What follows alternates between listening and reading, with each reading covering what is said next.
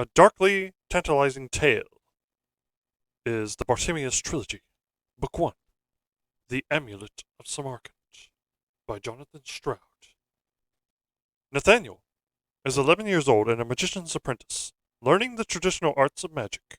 All is well until he has a life-changing encounter with Simon Lovelace, a magician of unrivaled ruthlessness and ambition. When Lovelace brutally humiliates Nathaniel in public, Nathaniel decides to speed up his education, teaching himself spells way beyond his years. With revenge on his mind, he masters one of the toughest spells of all and summons Bartimaeus, a 5,000-year-old genie, to assist him. But summoning Bartimaeus and controlling him are two different things entirely. And when Nathaniel sends the genie out to steal Lovelace's greatest treasure, he finds himself caught up in a whirlwind of magical espionage, murder, and rebellion.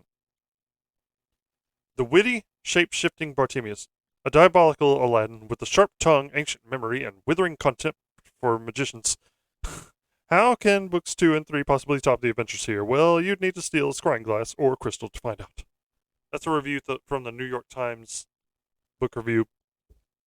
This book is really fun. Well, all three of these books I really had a lot of fun with.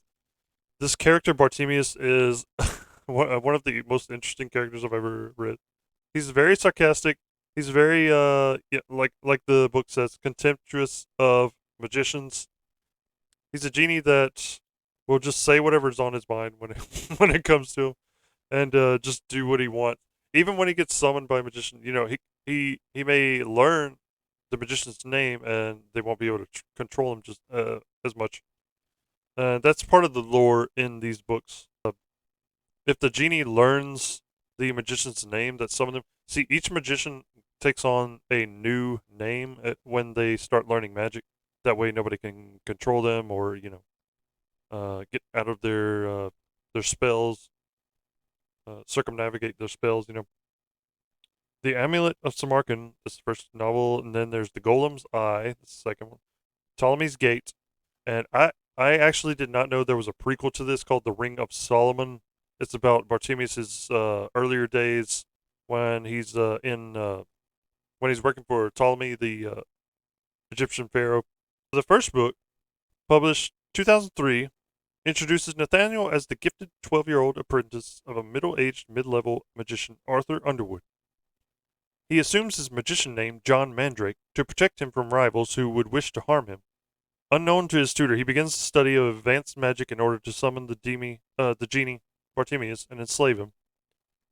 Bartimaeus soon overhears Nathaniel's birth name, which greatly reduces Nathaniel's control over him, because demons can then cast counter spells. Things soon get out of hand, and Bartimaeus and Nathaniel find themselves caught in the middle of magical espionage, murder, blackmail, and revolt. Together, the two of them defeat Lovelace and his most powerful demon, Ramuthra, who was last seen destroying an entire nation. Spoilers, by the way, these actions ended an uneasy truce between the young magician and Bartimaeus, resulting in the demon returning to whence he came. Nathaniel and Bartimaeus are stuck in a terrifying flood of revenge and murder. So that's your plot synopsis for The Amulet of Samarkand, the first novel. But yeah, this series is a lot of fun because you not only get into Bartimaeus' head, there's three different characters that you follow, whose perspectives you follow. It's one of those books where they switch perspectives between characters. They're pretty funny, these novels, because the genie has such a dry sense of humor, and he's constantly belittling the other characters, and just so full of himself. I like these kind of characters that just don't give a shit. Like they'll just say whatever's on their mind at any time. If you haven't heard of this before, I highly recommend.